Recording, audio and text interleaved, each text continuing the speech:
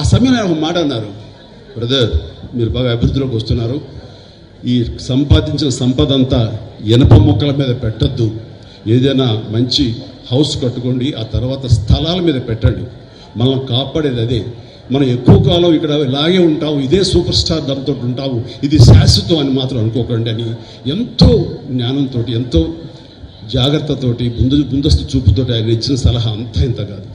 అప్పటిదాకా మంచి కారు కొనుక్కుందామా, ఇందాక మన కృష్ణదేవరాయ చెప్పినట్లుగా అప్పట్లో టయోటా సెరా అని చెప్పేసి తలుపులు పైకి తెచ్చుకుంటారు వింగ్ టాప్ లాగా, అది చాలా ఫ్యాన్సీ, అలాంటి కార్లు కొనుక్కుందామా, టయోటా కార్లు కొనుక్కుందామా ఇలా ఉంటే అంటే నేను ఇక అది ఆపేసి అక్కడక్కడ స్థలాలు కొనడం మొదలుపెట్టాను. ఈ రోజున నా రెమ్యునరేషన్ అంటే కూడా ఆ స్థలాలే నన్ను నా ఫ్యామిలీని కాపాడుతున్నాయి.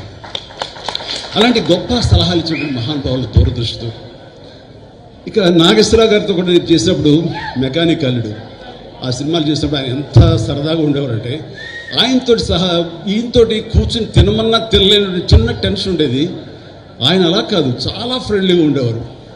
అంటే ఈవినింగ్ అయ్యేసరికి ఇంటికి రా చిరంజీవి మనం కూర్చుందాం అనేవారు. ఆయనకి కోనియాక్ అంటే చాలా ఇష్టం. అది నేను ఫారిన్ వెళ్ళినప్పుడు ఎక్కడి నుంచి మంచి బాటిల్ కనబడితే ఎక్స్పెన్సివ్ కోనియాక్ ఆయన కోసం తీసుకొచ్చి గిఫ్ట్గా ఇచ్చేవాడిని.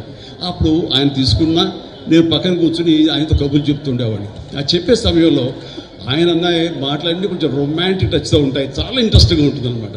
అట్లాగా ఆయన ఎంత ఈజీగా ఎంత ఫ్రెండ్లీగా ఉంటారంటానికి అంత ఇంత కాదు. ఆ సమయంలో ఆయన చెప్పినటువంటి గొప్ప విషయం ఏంటంటే, రామారావు గారు నేను ఒకే సమయంలో వచ్చాం చిరంజీవి.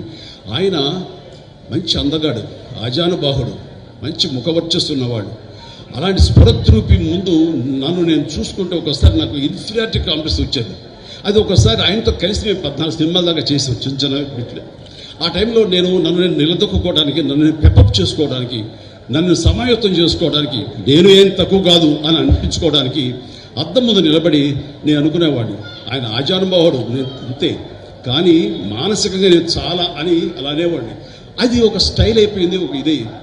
అలాగే నాకు ఈ కన్ను కొంచెం డ్రూప్ అవుతుంది, కొంచెం ఇలా దాన్ని కాదు అనిపించుకొని ఇలా పైకి లేపేవాడిని. అది నాగేశ్వరరావు స్టైల్ అయింది. అంటూ ఆయనలో ఉండే బలహీనతను గుర్తించి అవి తనకు అడ్వాంటేజ్గా మార్చుకుని, అది ఆ స్టైల్ ఆయన నాగేశ్వరరావు గారి స్టైల్ అంటూ ఆయన ఎగ్జిబిట్ చేశారంటే కనుక ప్రతి ఒక్కరికి వాళ్ళ బలాలు తెలియకపోవచ్చు, కానీ బలహీనతలు తెలిసి ఆ బలహీనతని బలాలుగా మార్చుకోవడం అనేది మాత్రం గొప్ప విషయం. అది నాకు అక్కడే నాగేశ్వరరావు గారు తెలుసుకున్నాను. ఇట్లా ఎన్నో. ఆయన గంభీరమైన వాయిస్ ఉంటుంది, నాది కొంచెం పీలగా ఉంటుంది, దానికి తక్కువగా అంటాను ఏ అని బేసు కలిపి మాట్లాడేవాడిని, జనాలకు బ్రహ్మాండం ఉండేది అని. అట్లాగా ఆయన నుంచి బలహీనత లేనట్టు ఆ యాక్టర్ ఎవరు లేరు. నాలో ఇన్ని బలహీనతలు ఉంటాయి, బట్ యాక్టింగ్ సైజ్ దాంట్లన్నీ ఎలా అధిగమించాలంటే దాంట్లో నిరంతరం ఒక ఎక్సర్సైజ్ చేస్తుంటూ మనం ఎలాగా ఎవాల్వ్ అవ్వాలి, మనం ఎట్లాగా మనం అభిమానం సంపాదించుకోవాలి అనే దాన్ని నిరంతరం మనం ప్రయత్నిస్తే కనుక పైకి రానటువంటి వ్యక్తే ఉండరు. అందుకని మన బలాల కంటే కూడా మన బలహీనతను గుర్తించడం అనేది అత్యంత ఆవశ్యకత, అది అత్యంత అవసరం. దాన్ని ఎలా అధిగమించాలన్నది ఆ తర్వాత ప్రక్రియ. అలాగా నాగేశ్వరరావు గారితో, రామారావు గారితో నేను జీవితంలో ఎన్నో నేర్చుకున్నాను. అండ్ నా అదృష్టం ఏంటంటే అలాంటి మహానుభావులు చెప్పాలంటే తెలుగు చలనచిత్ర పరిశ్రమని ప్రపంచవ్యాప్తంగా గుర్తింపు తీసుకొచ్చారు ఆ రోజుల్లోనే. అలాంటి వారితోటి కలిసి స్క్రీన్ షేర్ చేసుకోవడం అన్నది నాకు దొరికిన అత్యద్భుతమైన అవకాశం. అలాంటి వారి గురించి ఎంతైనా మాట్లాడచ్చు, సమయాభావం ఉంది కాబట్టి ఇక్కడ నేను ఎక్కువగా ఎక్కువసేపు మాట్లాడలేను. అండ్ ఆ రకంగా ఆ మహానుభావులు ఇద్దరిని ఈ యొక్క సెంటినరీ ఇయర్, శతాబ్ద సంబంధించిన ఉత్సవాల్లో వారిద్దరిని మననం చేసుకోవటం, వారికి మన స్మృత్యంజలి ఘటించడం, ఆ అవకాశాన్ని యాలగడ్డ ప్రసాద్ గారు, లక్ష్మీప్రసాద్ గారు నాకు అందివ్వడం అన్నది నా పూర్వజన్మ సుకృతం.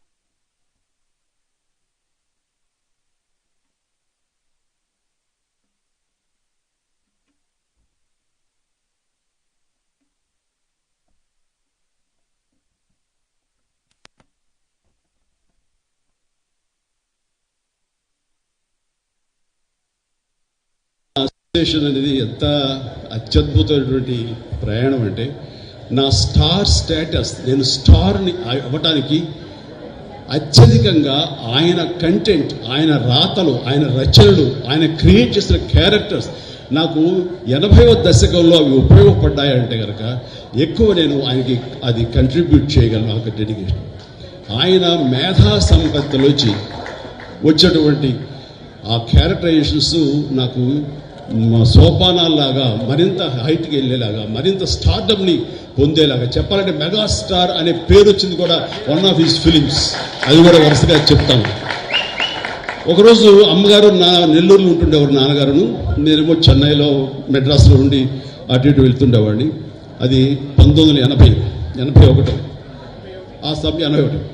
ఆ సమయంలో అరే నాన్నారే, నేను అభిలాష నవల్ చదివానురా, అందులో హీరో పేరు కూడా చిరంజీవి. అండ్ అది చదువుతుంటే నాకు ఏదో నువ్వే గుర్తుకొస్తున్నావు, నువ్వే ఇది ఉంది, బహుశా యండమూరి రైటర్ కూడా నీలాంటి వాడిని దృష్టిలో పెట్టి రాశారని అనిపిస్తుంది అని సరే అవునా, బాగుందా, అంత బాగుందమ్మా, నాన్న చదువుతావు, నువ్వు చెప్పమ్మా నాన్న. అమ్మ చెప్తే చాలా అందంగా చెప్పింది. నేను కూడా చదవలేదు కానీ అమ్మ చెప్పేసింది. సో అది ఆ తర్వాత మెడ్రాస్ వెళ్ళిన 2-3 days 2 weeks లోపల అండ్ కెఎస్ రామారావు వచ్చి, బాస్ ఇలాగా ఒక స్టోరీ ఉంది, మీరు మాకు చెయ్యాలి, దాని పేరు అభిలాష. ఏమి కాకతాళీయం, ఆయన పెన్ను పెట్టి శ్రీకారం చుట్టిన క్షణంలో నన్ను తలుచుకున్నారో లేకపోతే చిరంజీవి పేరు ఎందుకు పెట్టారో తెలియదు, కానీ అది సినిమా నాకే రాసి పెట్టుంది. ఆ రాత నాకు ఒక మంచి అత్యద్భుతమైనటువంటి విజయాన్ని చేకూర్చిపెట్టింది. నాలో కాన్ఫిడెన్స్ పెరిగింది. ఇక మన స్టార్గా ఈ ఫిల్మ్ ఇండస్ట్రీలో మన స్థానం సుస్థిరం అనే అభిప్రాయాన్ని కలిగజేసిన సినిమా ఒక అభిలాష. ఆ అభిలాష సాంగ్స్ ఇవాళ మార్నింగ్ నేను రాడిసన్లో నేను జిమ్ చేస్తుంటే వాడు మొత్తం నేను వచ్చాను కదా హుషారు వేసాడు, మొత్తాన్ని సాంగ్స్ పెట్టాడు. ఆ సాంగ్స్ యూరేకా సాగమిక ఇలాంటి సాంగ్స్ అని వేస్తుంటే ఆ పక్కనే సముద్రం కూడా గంగావతి, భీమిలి, ఈ రోడ్లోనే ఎగిరి డాన్సెస్ కింద పడి మీద పడి ఏదో చేశారు విన్యాసాలు. అవన్నీ గుర్తుకొస్తుంటే what sweet memory. Morning 5:30-6 o'clock wonderful memories తోటి ఈ రోజునే వచ్చారు. అదంతా కూడా కెఎస్ రామారావు గారు, యండమూరి వీరేంద్రనాథ్ గారు, మన కోదండరామరెడ్డి గారు, వీళ్ళందరి యొక్క ఇళయరాజా గారు ముఖ్యంగా, వీళ్ళందరి యొక్క కాంబినేషన్లో నాకు అందించేటువంటి గొప్ప ఇది. ఆ తర్వాత వచ్చే సినిమా ఛాలెంజ్, డబ్బు టు ది పవర్ ఆఫ్ డబ్బు. ఆ సినిమా దాని ప్రభావం ఎంతంటే ఎంతమంది యూత్ని మోటివేట్ చేసిందంటే, అండ్ మనకేమీ లేదు కదా, మనకేం చేయలేము, దిక్కుమొక్కు లేదు, ఒంటికాయ సొంటు కొమ్ము లాంటి వాళ్ళం, ఎలాగ రాణించాలి, ఇక్కడ ఎలా డబ్బు సంపాదించాలి, లేదా ఎలాగా ఏదైనా అచీవ్ చేయాలి అనే వాళ్ళకి అది ఆన్సర్, మంచి ఆన్సర్ అది. అండ్ అది ఆ సినిమాలో నేను ఆ క్యారెక్టర్ చేసే విధానం ఈ రోజుకి నన్ను మీటింగ్ చాలామంది చెప్తుంటారు, సార్ ఈ రోజున మేము పెద్దవాళ్ళు అయ్యామంటే మాకు ఏమీ లేని క్షణంలో, ఏం లేని టైంలో మాకు ఛాలెంజ్ అనే సినిమా మాకు ఎంతో స్ఫూర్తి ఇచ్చినట్టుంటే వావ్ అంటే అది ఆయన బ్రెయిన్ చైల్డ్. కానీ బయట మా ద్వారా బయటకు వచ్చింది కాబట్టి ఎంతో క్రెడిట్ మేము తీసుకుంటాం. అంతే ఆనందం ఆయన ఎంత పొందారో అంతే ఆనందం మేము పొందుతున్నాం. ఆ రకంగా మనం వచ్చిన తర్వాత సినిమాలు మరణమృతం కానివ్వండి, రక్తసింధూరం కానివ్వండి, అన్ని సినిమాలు ఇట్లా ఎన్నో సినిమాలు మనం లిస్ట్ చూసాం. ఆ సినిమాలన్నీ కూడా నాకు అంతటి పేరు ప్రఖ్యాతి తీసుకొచ్చింది. కాబట్టి నా యొక్క ఎదుగుదలలో, నా స్టార్డంలో ఆయన యొక్క నా సింహభాగం మా యండమూరి గారికి ఉంది. నాకు చాలా సంతోషం. థ్యాంక్ యూ యండమూరి గారు. తర్వాత ఇందాక ఒక మాట అన్నారు, అది కంక్లూడ్ చేస్తాను. నీ ఆటోబయోగ్రఫీ ఎవరు రాస్తున్నారని. ఆటోబయోగ్రఫీ నేనే కదా రాసేది అనుకున్నాను. నువ్వు ఎక్కడ టైం ఉంటుంది లేదు, నీవు చెప్పు, మేము ఎవరు రాసుకుంటాం, నీకేమైనా ఇంట్రెస్ట్ ఉందా, ఖచ్చితంగా చెప్తే రాస్తాను. నిజంగా యండమూరి లాంటి గొప్ప స్టార్ రైటర్ ఎవరు అన్నా ఒప్పుకోకుండా ఉండదనుకోండి, ఎవరు ఒప్పుకు తీరాల్సిందే. ఒకే ఒక స్టార్ రైటర్ ఎవరైనా తెలుగులో ఉన్నారంటే అది యండమూరి వీరేంద్రనాథ్ గారు. అలాంటి గొప్ప కలం, బలం, మేధస్సు ఉన్నటువంటి యండమూరి వీరేంద్రనాథ్ ఈ రోజున నా ఆటోబయోగ్రఫీ రాస్తాను అన్న మాట అనడమే నాకు ఎంతో ఉత్సాహాన్ని ఇచ్చింది. అందుకని ఇది ఎలాంటి అత్యద్భుతమైనటువంటి వేదిక. అండ్ మా వైఎల్పి గారి సమక్షంలో ఇది జరిగింది, ఇది జరిగి తీరుతుంది. ఆల్రెడీ ప్రాసెస్లో ఉందన్నాను కానీ దానికి కన్సాలిడేట్గా కాంక్రీట్గా లేదు. అండ్ యండమూరి గారు అన్నారు, మీ మాట చొప్పున అనేస్తున్నాను, it's a commitment public. Done. Thank you very much. Right, ఇక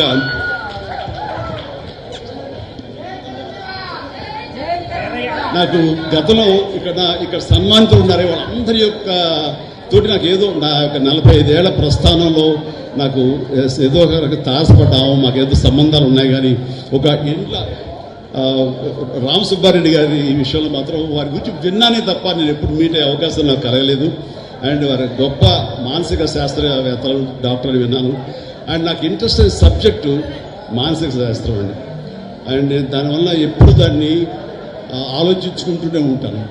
నాకు గురువులు ఎవరు లేరండి, కానీ మీలాంటి వాళ్ళ రైటప్స్ కానివ్వండి, మీలాంటి వాళ్ళ మాటలు కానివ్వండి, ఇవన్నీ యూట్యూబ్లో అక్కడే వినటం, లేకపోతే ఇలాంటి పెద్దలు చెప్పినప్పుడు వినటం, ఇదంతా కలిపి నాలో ఒక లెసన్స్ లాగా ఒక మార్పును తీసుకొచ్చినాయి. అందుకు రకంగా పరోక్షంగా మీరు నాకు ఎన్నో కరెక్షన్స్ చేశారు. ఇందాక అంటున్నట్లుగా ఈ రోజున ఈ యొక్క మనం వెళ్ళే ఈ స్పీడ్ యుగంలో మనకి ఎన్నో మానసిక రుగ్మతలు లోనే, అది బాడీకే కాదు మనసు కూడా రోగం వస్తుందని మీరు అన్న మాట అది అక్షర సత్యం. మళ్ళీ నిర్వీర్యం చేస్తుంది. ఇంకోసారి లేవగానే అన్నీ బాగున్నాయి కదా, సినిమా సూపర్ హిట్ అయింది, ఇంట్లో బాగున్నారు, డబ్బులు బాగున్నాయి, బ్యాంక్ బ్యాలెన్స్ దండిగా ఉంది, ఏదో తెలియని ఒక న్యూనతా భావం, తెలియని ఒక లోన్లీనెస్. ఎందుకంటే చెప్పలేము. అది ప్రతి ఒక్కడు ఏదోలే అని మర్చిపోయి వెళ్తుంటారు. కానీ మీలాంటి వాళ్ళు సంప్రదిస్తే కనుక దానికి అత్యద్భుతమైన చిన్న చిట్కాలతోటో చిన్న చిన్న మాత్రలతో మీరు దాన్ని మాయం చేయగలరు. అది మీలాంటి వాళ్ళ యొక్క ఆవశ్యకత ఎంతైనా ఉంది. అది గుర్తించి అందరూ ఉపయోగించుకుంటే కనుక అది అందరికి ఉపయోగపడుతుంది, అందరి జీవితాలకి అది మెరుగవుతుంది. ఆ రకంగా మీకు ఈ రోజున సన్మానం చేయటం, మీలాంటి వాళ్ళు గుర్తించి మా వైఎల్పీ గారు ఈ స్టేజ్ మీద మీకు సన్మానించే అవకాశం అందరికి ఇవ్వడం మా అదృష్టం. Thank you sir. అలాగే మా